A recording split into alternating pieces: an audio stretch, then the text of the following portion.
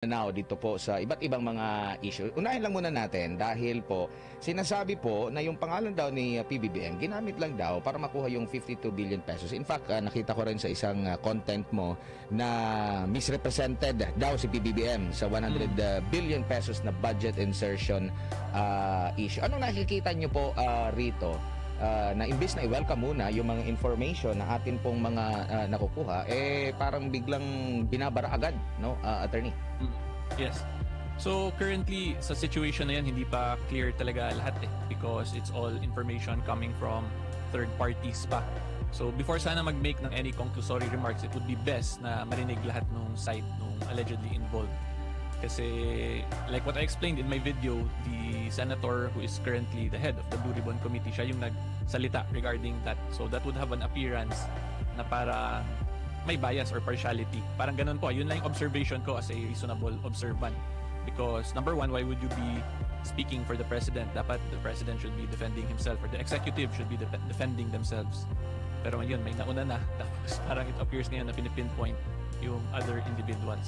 So before sana gumawa lang ng conclusory remarks, it would always be best na antayin muna yung full picture, pakinggan lahat ng mga allegedly involved para mas klaro ka talaga, transparent. Opo, kung maalala nyo po, Attorney, di ba pinangunahan mismo ni PBBM yung paglulunsad ng parang website na doon magsusumbong yung taong bayan, tapos doon din naka-upload yung listahan ng mga proyekto at nagpapatulong siya sa taong bayan kung ito ba ay legit, nandun ba mismo sa mga lugar, baka nandoon sa lugar nila yung address, tapos marami silang sinasabi na nakakatulong daw ito, no? In fact, meron daw sila doon sa Ilocos, sa iba pang mga lugar, dahil meron daw nagsumbong, no? Ang title pa kan isumbong mo sa Pangulo, meron daw nagsumbong sa Pangulo. Na ngayon, meron pong mga pahayag, pasabog itong si Congressman Zaldico na mismong naging pinuno ng APRO na nagsiwalat, no? Merong ebidensya. Yun nga, parang hindi same yung treatment doon sa nagsumbong daw ng mga taong bayan doon sa kanya, attorney. So you just want my comment on that? Opo.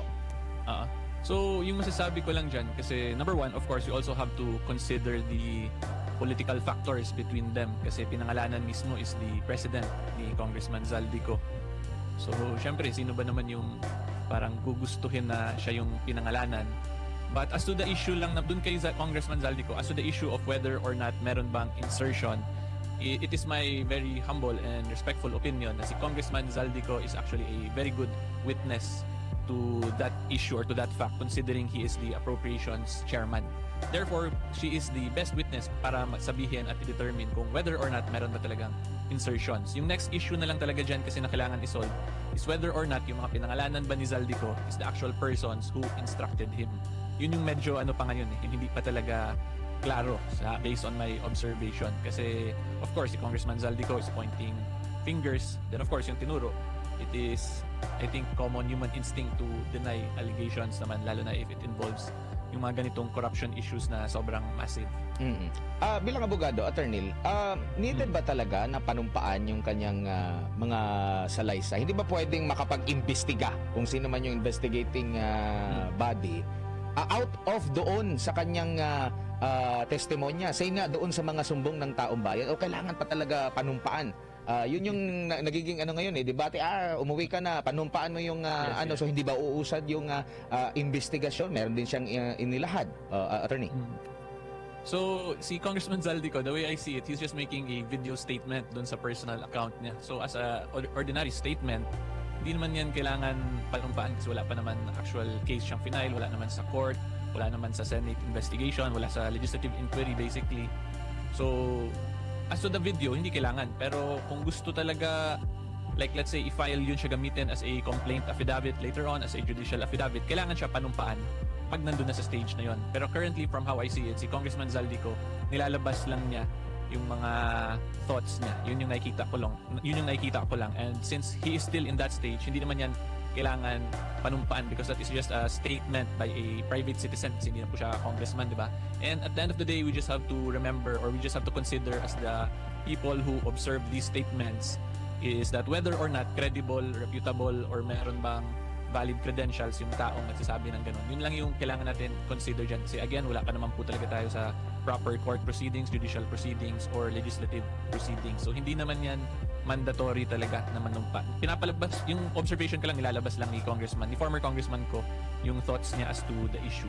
Pero So, pwede yun na itong maging basehan para magkusa na mag-imbestiga o yung ibang mga investigating body. In fact, si Congressman Pulong Duterte ata meron yatang resolusyon na imbestigahan din sa Kamara. Pwede rin ba magkusa na lang yung ICI, yung Senate Blue Ribbon Committee ukol dito? Kasi wala naman sigurong masama. Yung iba nga, sa post lang sa social media, nag-uumpisa yung mga investigasyon attorney.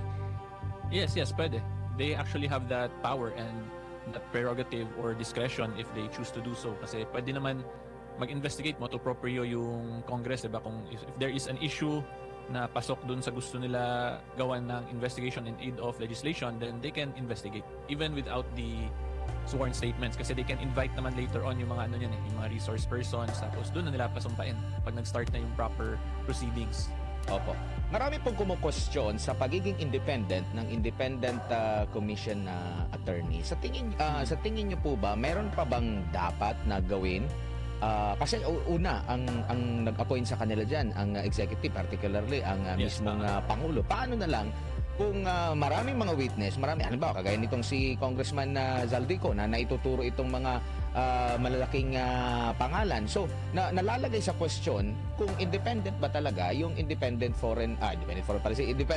commission attorney. Meron ding nagsasuggest na dagdagan pa ng maraming mga miyembro, mga kinatawan o religious leader, meron pa galing sa private sector talaga na hindi appoint or hindi pinili mismo ng Pangulo para matiyak talaga na independent po, attorney.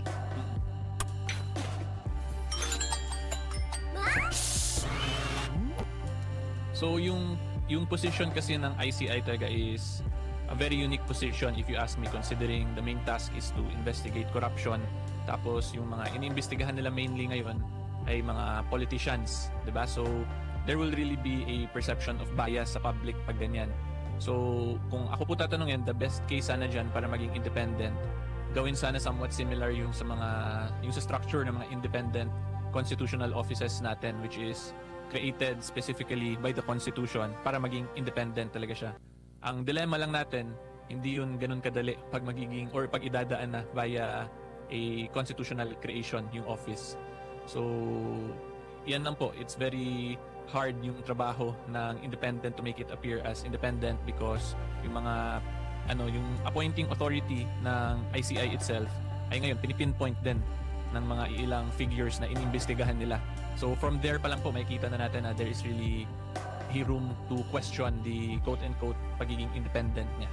Opo. So yan lang, it's very hard talaga. It needs a lot of balancing. So kung gusto yan i-legislate ng mga congressmen, senators natin, kailangan nila gayahin yung structure more or less kung paano ba nagawa yung mga independent constitutional offices para talaga mas may appearance of being independent and impartial. Opo. Sa mga nababasa natin na komento, di ko alam sa mga komento po ninyo sa inyong mga content, mababasa natin na parang nababagalan yung taong bayan dito sa hakbang ng Pangulo. Meron pang countdown, may higit 100 araw na simula nung kanyang SONA, wala pa rin pong napapanagot.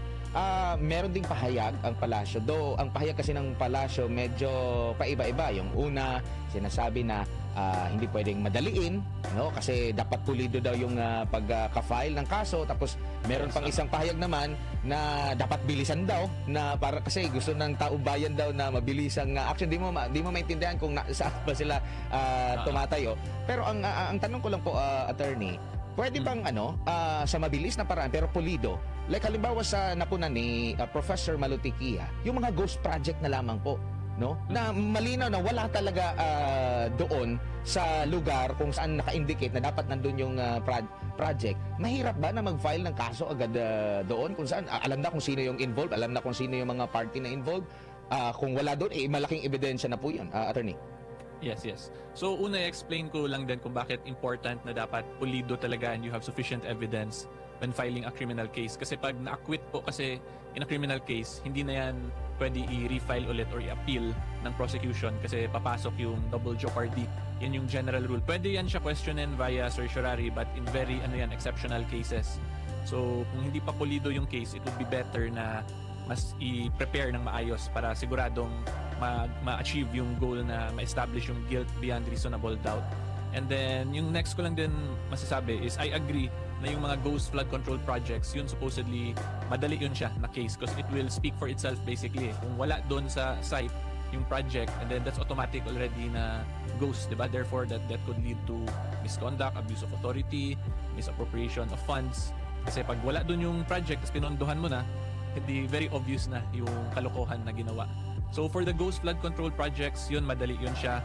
Pero yung more on sa mga, let's say, conflict of interest cases, yung parang pag may mga congressmen na contractor, kung meron ba silang na-violate sa RA 3019, yun medyo complicated pa yun kasi you have to clearly establish yung conflict of interest. You have to check the documentation further pa yung sa corporation nila and then dun sa actions na ginawa ng congressman in relation to the projects.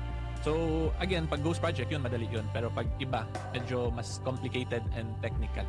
Pero ang alam ko sa ghost projects, Admar, may mga na-file naman na, di ba? Sila Secretary Dizon, if I'm not mistaken. Oo, pero yun nga marami mga naibubulgar na mga ghost projects. Pero yun nga, yun pa lang yung nagiging hakbang. Pero other topic lang ako bago lang si partner Almar.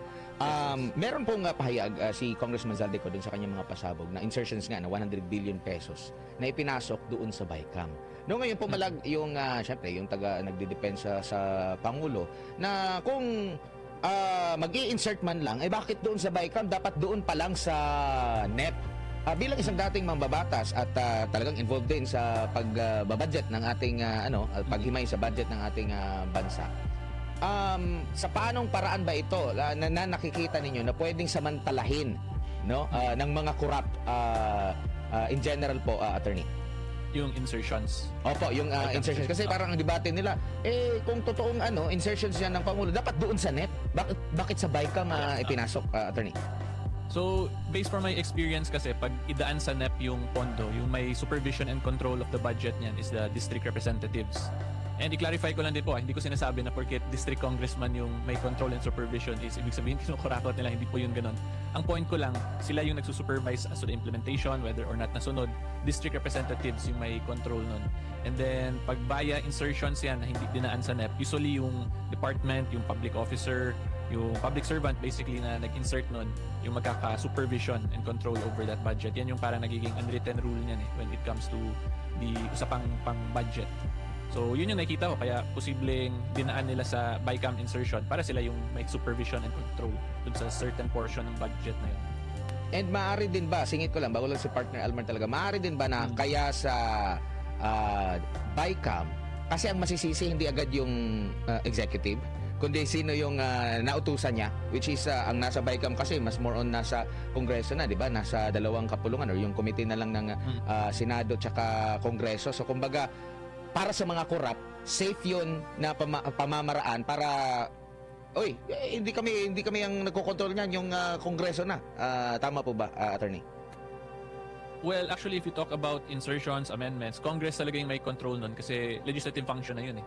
Yung trabaho lang talaga ng executive when it comes to the budget-making process is to prepare the NEP. Yun yung theoretical, yung in a perfect world, yun yung trabaho lang talaga as per the Constitution. So, kahit na idaan yan sa BICAM insertion or regular amendment dun sa mga committee hearings, sa regular committee hearings, that is still a function of the legislative talaga. Kasi during the budget deliberations, wala naman ang kinalaman dun yung executive talaga. Yung function ng executive, sagutin yung questions ng legislative kung let's say paano ginawa kung ano yung ginawa sa previous year, ano yung purpose nitong pondo na to. Parang ganun lang, more on to scrutinize ano yung purpose. Pero as to who will make the actual insertions, amendments, legislative function talaga yon. Kaya and then safe siya, lang din, pag sa BICAM kasi yan siya i-insert, hindi na siya ganun ka-strict or hindi siya ganun ka-strict in a sense na yung BICAM members na lang kasi yung magdi-discuss, which is a very limited number of congressmen and senators na lang. Unlike pag idaan yan sa NEP and then regular amendment, mag-undergo yan ng full committee scrutiny talaga. So kung corrupt yung nasa executive at yun yung parang nag-uudyok doon sa play safe talaga siya, hindi siya maituturo agad-agad na pasimuno. Kung pagbabatayan natin yung yung naging testimonya ni Congressman Zaldico na doon sa BICAM may utos na ang pahayag pa nga is yung kumbaga ang utos ng hari hindi dapat mabali, no? Kung kumbaga kung anong gusto ng Pangulo daw, yun din daw yung makukuha. So kahit saan po yan, no? Hindi sa NEP, hindi sa BICAM, basta kung gusto talagang kurakutin, magkakaroon talaga ng corruption, attorney. If there's a will, there's a way. Yan yung easiest way to say it.